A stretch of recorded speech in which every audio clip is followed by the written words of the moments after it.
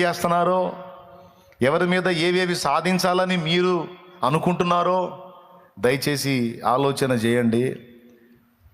మనం దీన మనస్కులై ఉండాలని, కరుణాచిత్తులై ఉండాలని, వినయ మనస్కులై ఉండాలని ప్రభు ఆశిస్తున్నాడు తప్ప అహంకారులుగా, అహంభావులుగా, గర్వహృదయులుగా మనం ఉండాలని మన దేవుడు ఇష్టపడట్లేదు, కోరుకోవటం లేదు మన దేవుడు.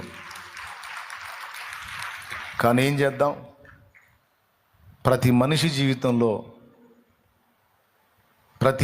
జీవితంలో ఈ అహం అనేది పనిచేస్తూనే ఉంటుంది. భార్యాభర్తల మధ్య అసమాధానానికి కారణం అహమే, తల్లి బిడ్డల మధ్య అసమాధానానికి కారణం అహమే. ఒక్కొక్కడు తండ్రితో మాట్లాడడు, ఒక్కొక్క ఆమె తల్లితో మాట్లాడదు. ఎందుకంటే నేను పలకట్లేదు అనే ఆమెతో పలకట్లేదు. అహం విరగదు. ఎందుకు పలకవమ్మా, మంచిది కాదనే, అస్సలు మంచిది కాదు. దానికి కారణం అహం. మరి ఇప్పుడు దేవుడు ఏం చేస్తాడు? ఖచ్చితంగా అహం మీదే దెబ్బ కొడుతుంటాడు ఆయన. పలకదలుచుకొని నీకు దిక్కు లేక, గతి లేక పలికే అవసరత కల్పిస్తాడు. సిగ్గుమాలి నువ్వే పలకరించాల్సిన గతి నీకు పట్టేటట్టు చేస్తాడు. దేవునికి స్తోత్రం.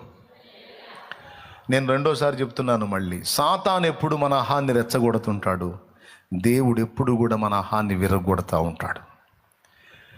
ఎందుకు అహం ఇంత అరిష్టం అంటే, అహము కలిగి ఉన్న వాళ్ళని నాశనం చేస్తుంది. ఇంకా చెప్పాలంటే అహము మనల్ని దేవుడు ఆశీర్వదించకుండా, దేవుడు వాడుకోకుండా అడ్డుపడతా ఉంటుంది అహం. మూడు చెప్పాను. మొట్టమొదటిది ఇది మనల్ని నాశనం చేసిద్ది, రెండవది దేవుడు మనల్ని ఆశీర్వదించకుండా అడ్డుపడిద్ది, మూడవది దేవుడు మనల్ని వాడుకోకుండా కూడా అడ్డుపడిద్ది అహం.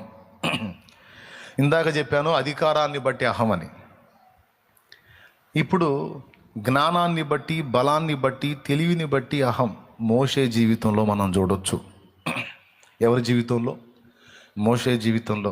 40 ఏండ్లు నిండా వచ్చినప్పుడు తన సహోదరులను చూడాలని బుద్ధి పుట్టింది సోదరా మోషేకి. ఆ 40 ఏళ్ల ప్రాయములో మోషే ఎలా ఉన్నాడో తెలుసా? ఐగుప్తీయుల సకల విద్యలలో ప్రావీణ్యత కలిగి ఉన్నాడు, ప్రావీణ్యుడై ఉన్నాడు, మాటల యందు నేర్పరి అయి ఉన్నాడు. డైలాగ్ డెలివరీలో కానీ, వ్యవహారంలో కానీ, కార్య దీక్షా దక్షతలో కానీ అన్ని కొలతల్లో ఫస్ట్ క్లాస్లో వచ్చి ఉన్నాడు కుర్రోడు. 40 ఏళ్ళు కోడె తాజులాగా చెరచెరలాడుతున్నాడు, మంచి బలంగా ఉన్నాడు. ఒకే ఒక్క దెబ్బకి ఒకడిని చంపి ఇసుకలో పూడ్చిపెట్టాడు. అంత బలంగా ఉన్నాడు. బలము, జ్ఞానము, ఆ మాటల యందు నేర్పు, వ్యవహారం, ఇవన్నీ కలిగి ఉన్న మోషే తన జాతిని ఉద్ధరించాలని, తన ప్రజల్ని బయటికి తీసుకొని రావాలని ఆలోచన చేసి ఒక్కడిని చంపాడు. ఇంకా పత్తా లేకుండా పారిపోవాల్సి వచ్చింది. అహం చేసిన కొలువు. ఇక్కడ దేవుడు ఆశించింది ఏంటంటే, తన తెలివిని, తన జ్ఞానాన్ని, తన మాటల నేర్పుని, తన ఔన్నత్యాన్ని చూసుకొని విర్రవేగమని దేవుడు కోరుకోవాలా మోషేని. దేవుని ఆశ్రయించి, దేవుని ఎదుట దీన మనస్కులై, దేవుని శక్తితో నింపబడి, దేవుని అధికారంతో నింపబడి, దేవుని ద్వారా, దేవుని బట్టి, దేవుని మూలంగా ఆ ప్రజల్ని బయటికి తీసుకొని రావాలి మోషే అని దేవుడు ఆశిస్తే, మోషే ఆ పని చేయకుండా తన బల ప్రదర్శనను చూపించాడు. దేవునికి అర్థమైపోయింది, అబ్బో ఇంత హీట్గా ఉన్నాడు కుర్రోడు, ఇప్పుడు ఈ కుర్రోడిని ఇలానే పెట్టేశామంటే ఈ కుర్రోడు వాళ్ళని బయటికి తీసుకురావటం సంగతి ఏమో, కానీ ఈ కుర్రోడే ఒక దారి అయిపోయేటట్టున్నాడు, కుర్రోడా నువ్వు పక్కకి రా కుర్రోడా అని తీసుకొచ్చాడు పక్కకి. 40 ఏళ్ళు బాల్యము నుండి 40 ఏళ్ల ప్రాయం వరకు తను అభ్యసించిన సకల విద్యలన్నీ నిష్ప్రయోజనమైపోయేటట్టు 40 ఏళ్ళు గొర్రెలు గాపించాడు. తన మాటల నేర్పు పోయింది, తెలివి, జ్ఞానము, వివేకము, చురుకుదనం, కోడెతాసులాగా అదే ఆ తుసుబుసులు అన్నీ పోయినాయి. అవన్నీ పోయి షుష్ అని గొర్రెలను తోలుకోవాల్సి వచ్చింది.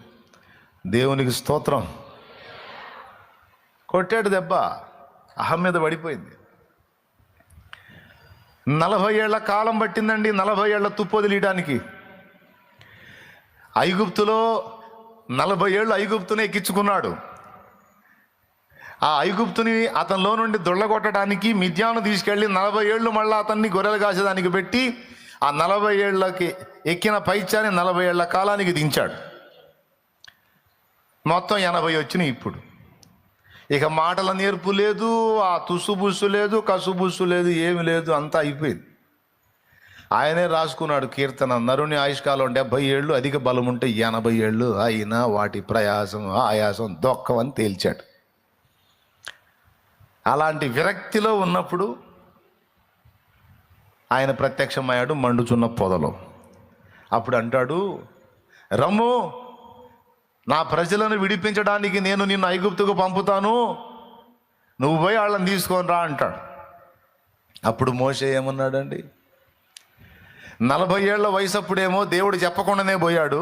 వినండి, 40 ఏళ్ల వయసు అప్పుడేమో దేవుడు చెప్తే పోయాడా, చెప్పకుండా పోయాడా? మీరు చెప్పండి. మోషే, రమ్ము, నేను నిన్ను నా ప్రజలను విడిపించడానికి వాడుకుంటానని దేవుడు చెప్పి పంపించాడా? పిలవకుండానే పరిగెత్తాడు. అప్పుడు